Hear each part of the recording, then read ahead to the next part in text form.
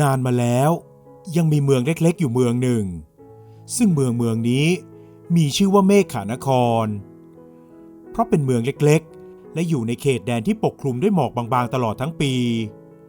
ทำให้เมืองใหญ่ที่อยู่ใกล้ๆหรือเมืองที่อยู่ไกลออกไปไม่ค่อยให้ความสนใจมากนักอีกทั้งเมืองเมฆขานครนั้นผู้คนไม่ค่อยออกไปพบปะกับชาวเมืองด้านนอกจึงทำให้เป็นเมืองนอกสายตาของชาวเมืองทั่วๆไปแต่เมืองที่อยู่รายรอบนั้นไม่เคยรู้เลยว่าพวกเขาล้วนอยู่ในสายตาของเมืองเมฆขานครเพราะทางเมืองเมฆขานครจะคอยส่งทหารออกไปสอดแนมเพื่อสืบหาข่าวของเมืองต่างๆอยู่เสมอโดยที่ทหารเหล่านั้นมักจะปะปนไปกับชาวเมืองของเมืองอื่นๆเลยไม่เป็นที่ผิดสังเกตของผู้คนที่ได้พบเจอการที่เมืองเมฆขานครออกไปสืบหาข่าวเพื่อต้องการรู้ความเป็นไปของเมืองต่างๆก็เท่านั้นเองและไม่มีเจตนาอื่นใดแอบแฝงและยิ่งได้รู้จากทหารว่าเหล่าเมืองน้อยใหญ่ไม่ได้ให้ความสนใจต่อเมืองเมฆขานครเลยก็ยิ่งทำให้ท้าวเมฆราชสบายใจเพราะเขามั่นใจว่าเมืองเมฆขานครจะอยู่รอดปลอดภัยได้อีกยาวนานเมืองเมฆขานครเป็นเมืองเล็กๆที่ปกครองกันมาหลายชั่วอายุคนแล้วซึ่งชาวเมืองส่วนใหญ่นั้นก็มักจะเก็บตัวและไม่ออกไปเพ่นพ่านหรือพบปะกับชาวเมืองอื่นๆพวกเขาอยู่กันอย่างมีความสุขเรื่อยมาเมื่อถูกปกครองด้วยท้าวเมฆราชเขาก็ได้ปกครองชาวเมืองตามแบบฉบับที่เจ้าเมืองคนอื่นๆได้ปฏิบัติสืบต่อกันมาโดยการสั่งสอนชาวเมืองให้รักกันและช่วยกันดูแลบ้านเมืองเพื่อให้บ้านเมืองคงอยู่ไปจนถึงรุ่นลูกรุ่นหลานและจากคำสั่งสอนที่มีกันมารุ่นต่อรุ่นทำให้ชาวเมืองเมฆขานครรักใคร่และสามัคคีกันมากและหากว่ามีสิ่งใดเกิดขึ้นทุกคนก็พร้อมจะพลีชีพเพื่อรักษาเมืองไว้ให้คงอยู่ท้าวเมฆราชนั้นถูกจัดเป็นเจ้าเมืองที่รั้งท้ายอยู่เสมอเมื่อออกไปประชุมหรือพบปะกับเหล่าเจ้าเมืองจากเมืองต่างๆเขามักจะถูกดูแคลนว่าเป็นเจ้าเมืองจากเมืองเล็กๆผู้คนก็น้อยการพัฒนาให้เจริญรุ่งเรืองก็ไม่มีอีกทั้งชาวเมืองก็ยังใช้ชีวิตตามแบบสมัยโบราณที่สืบต่อกันมาแต่ท้าวเมฆราชไม่เคยโกรธเคืองและน้อมรับทุกคำติชมเพราะส่วนตัวแล้วเขาแอบดีใจด้วยซ้ำไปที่เมืองด้านนอกมองเขาและมองเมืองเมฆขานครแบบนั้นจนกระทั่งหลายปีผ่านไปและภัยอันตรายก็เริ่มเข้ามาย่างกรายต่อเมืองรอบนอกเนื่องจากแต่ละเมืองได้ติดต่อถึงกันทั้งการค้าขายด้วยกันการมีปฏิสัมพันธ์ระหว่างเมืองในเรื่องต่างๆและยิ่งมีการพัฒนาในรูปแบบต่างๆเพิ่มมากขึ้นผู้คนก็เริ่มเห็นแก่ตัวส่วนใหญ่จะมุ่งแสวงหาแต่ผลประโยชน์ส่วนตนและเจ้าเมืองแต่ละเมืองก็แข่งขันกันต่างแข่งแย่งกันเป็นใหญ่และต้องการมีอำนาจเหนือเมืองอื่นๆโดยเจ้าเมืองแต่ละเมืองนั้นมักจะสร้างไมตรีแต่แฝงไว้ด้วยการทำลายเมืองอีกฝ่ายอยู่เสมอจนนานวันเข้าเจ้าเมืองแต่ละเมืองก็ผิดใจกันและยกเลิกสัมพันธภาพฉันมิตรที่ดีต่อกันไปเสียซึ่งส่งผลกระทบต่อชาวเมืองทั่วไปเพราะไม่สามารถเข้าไปในเมืองต่างๆได้อย่างอิสระเหมือนเช่นที่ผ่านมาจากเมื่อก่อนที่ใครอยากจะเข้าไปทำมาค้าขายหรืออยากจะเข้าไปอยู่เมืองไหนทุกคนก็ไปได้แต่เมื่อเหตุการณ์เปลี่ยนไปและไม่สามารถเข้าไปในเมืองต่างๆได้อย่างเสรีแล้วเลยต้องมีการลักลอบเข้าเมืองทำให้แต่ละเมืองมีปัญหาไม่เว้นแต่ละวันจากนั้นไม่นานก็เกิดการขาดแคลนอาหารอีกทั้งข้าวยากหมากแพงทำให้ชาวเมืองต่างๆต้องใช้ชีวิตกันอย่างแร้นแค้นและอดอยากกันมากขึ้นจึงทำให้เจ้าเมืองแต่ละเมืองพยายามจัดการบริหารบ้านเมืองของตนเองให้อยู่รอดปลอดภัยโดยไม่คำนึงถึงมิตรภาพต่างเมืองอีกแล้วและเหตุการณ์ที่เกิดขึ้นกับเมืองรอบนอกท้าวเมฆราชแห่งเมืองเมฆขานครก็รู้เรื่องทุกอย่างและรู้สึกไม่สบายใจนัก เขาจึงเรียกทหารฝีมือดีให้ออกไปสอดแนมสืบข่าวที่เมืองรอบนอกแล้วให้เข้าไปพบว่าอย่างไรบ้างเจ้าอัตภพเหตุการณ์ของเมืองด้านนอกร้ายแรงเพียงใดร้ายแรงไม่น้อยเลยพะยะค่ะตอนนี้แต่ละเมืองกำลังซ่องสุมกำลังกันเพื่อการบางอย่างอีกทั้งโรคภัยก็มาเยือนงั้นเจ้าจงเตรียมการทหารของเมืองเราให้พร้อมอยู่เสมอข้าเชื่อว่าอีกไม่นานสงครามจะเกิดขึ้นท้าวเมฆราชนั้นรู้ดีว่าอีกไม่นานสงครามจะต้องเกิดขึ้นและเขาไม่อาจไว้ใจในสถานการณ์ต่างๆได้ถึงแม้ตอนนี้เมฆนครจะเป็นเมืองที่อยู่นอกสายตาของเมืองทั่วไปแต่ถ้าเมืองรอบนอกเกิดระส่ำระสายขึ้นมาก็เป็นไปได้ที่เมืองใดเมืองหนึ่งจะต้องคิดหาที่พึ่งหรือคิดหาที่ทางที่ปลอดภัยสำหรับการทำสงครามซึ่งเมืองในสายหมอกอย่างเมืองเมฆนครนั้นจะต้องกลายเป็นเมืองที่อยู่ในสายตาของเจ้าเมืองต่างๆขึ้นมาอย่างแน่นอนและท้าวเมฆราชก็คาดการได้ไม่ผิดเพราะหลังจากนั้นไม่นานเมืองรอบนอกต่างก็สู้รบทำสงครามกันและผู้คนก็ล้มตายกันเป็นจำนวนมากไม่ใช่เฉพาะสงครามเท่านั้นที่สร้างความทุกข์ยากให้กับชาวเมืองทั่วไปแต่โรคระบาดก็มาซ้ำเติมเข้าไปอีกเมืองด้านนอกนั้นต่างก็สู้รบกันอย่างโกลาหลและมีผู้คนล้มตายกันด้วยโรคหาระบาดและถึงแม้บางเมืองที่มีบ้านเมืองใหญ่โตจะได้รับชัยชนะในการสู้รบนั้นแต่ก็หนีไม่พ้นโรคระบาดที่ได้แพร่ไปทั่วซึ่งมีเฉพาะทหารและคนในวังหลวงของเมืองต่างๆเท่านั้นที่ยังมีชีวิตรอดอยู่เมื่อโรคหาระบาดการสู้รบก็สงบลงและเจ้าเมืองของเมืองที่ยังเหลืออยู่ก็เริ่มจับมือผูกมิตรกันใหม่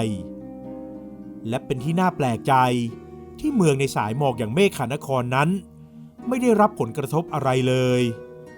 ไม่ว่าเมืองรอบนอกจะประสบปัญหาอะไรทั้งจากการสู้รบจากโรคภัยการขาดแคลนอาหารต่างๆรวมทั้งความแห้งแล้งที่เกิดขึ้นในทุกพื้นที่แต่เมืองเมฆนครที่ถูกปกคลุมด้วยสายหมอกบางๆก็ยังอยู่กันเหมือนเดิมผู้คนต่างก็ใช้ชีวิตประจำวันกันตามปกติแต่ท้าวเมฆราชก็ไม่เคยนิ่งนอนใจเขาได้สั่งทหารให้เฝ้าดูแลผู้คน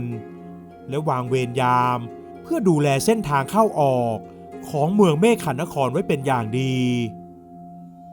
เมื่อเมืองรอบนอกหมดหนทางจะแก้ปัญหากันแล้วเจ้าเมืองที่เหลืออยู่จึงจำใจยอมผูกมิตรกันเพื่อหาทางแก้ปัญหาและวันหนึ่ง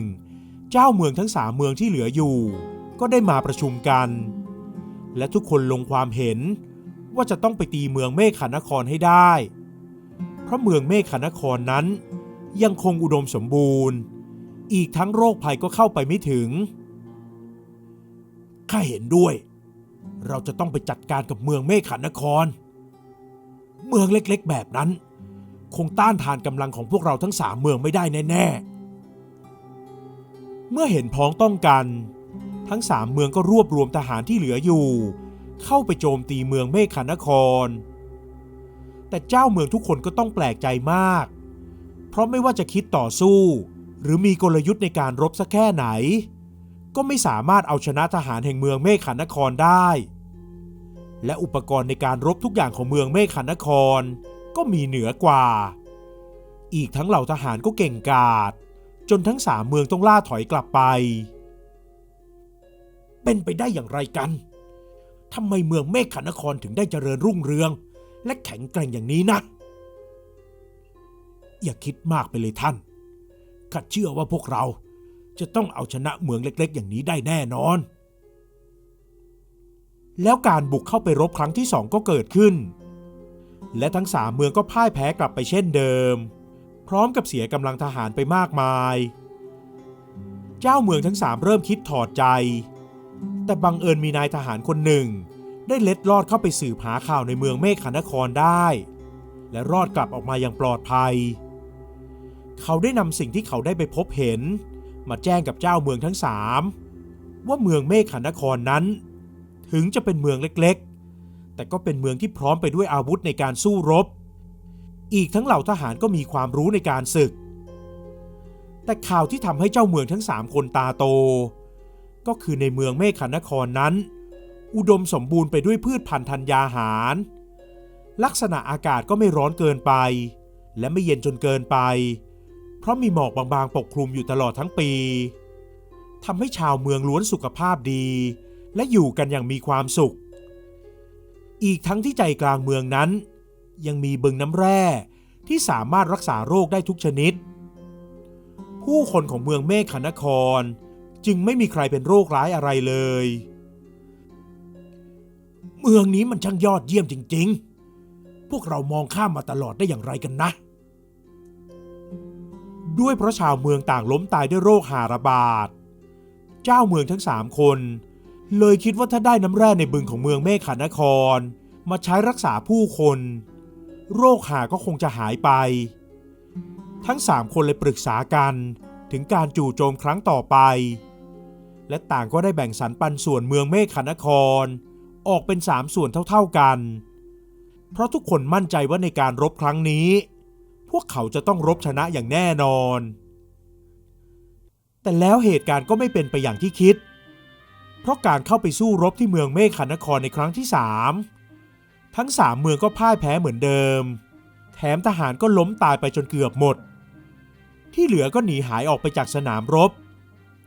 ส่วนเจ้าเมืองทั้ง3คนก็ถูกท้าวเมฆราชและทหารจับตัวไว้ได้โดยอัตภพที่เป็นทหารเอกของเมืองเมฆนครได้เสนอให้ท้าวเมฆราชสั่งประหารเจ้าเมืองทั้ง3คนแต่ท้าวเมฆราชไม่อยากทำอย่างนั้นข้าจะไม่ทำเช่นนั้นดอกเพราะการฆ่าให้ตายไม่ใช่หนทางในการแก้ปัญหาแล้วพระองค์จะให้ทำอย่างไรกับทั้ง3คนพะยะค่ะท้าวเมฆราชได้สั่งให้ทหารปล่อยทั้ง3คนและอนุญาตให้พักอยู่ในเมืองเมฆนครได้ตามสบายโดยเขาได้ให้อัตภพและทหารอีกจำนวนหนึ่งคอยจับตาดูอยู่จนผ่านไป7 วันท้าวเมฆราชก็ได้เชิญให้เจ้าเมืองทั้ง3คนไปร่วมพูดคุยด้วยทำไมท่านทำเช่นนี้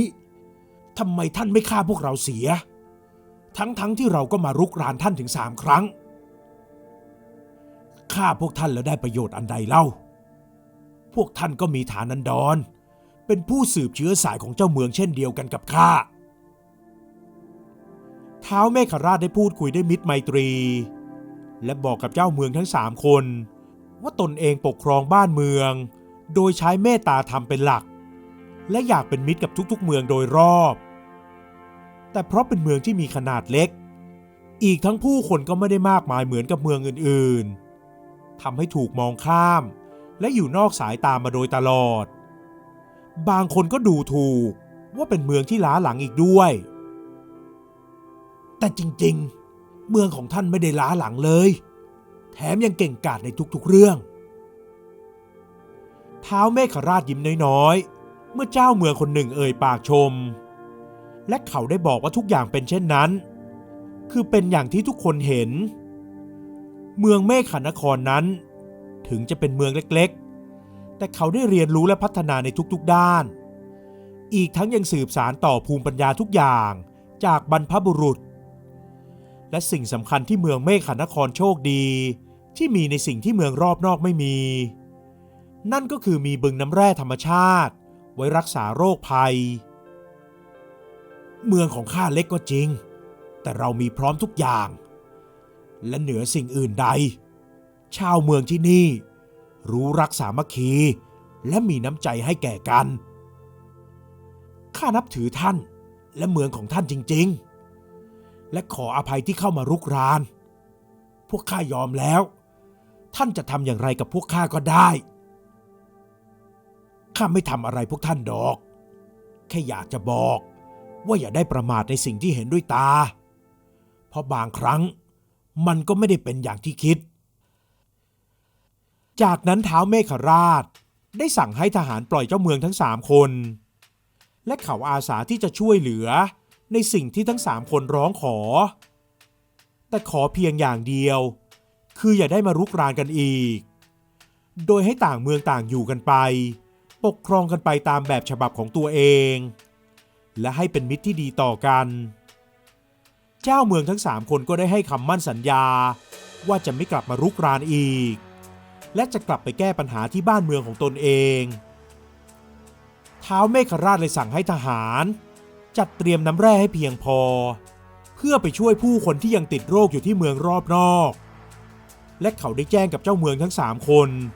ว่าถ้าต้องการให้ช่วยเหลือในสิ่งใดก็ให้ทหารมาแจ้งข่าวแล้วตนจะรีบส่งความช่วยเหลือไปทันที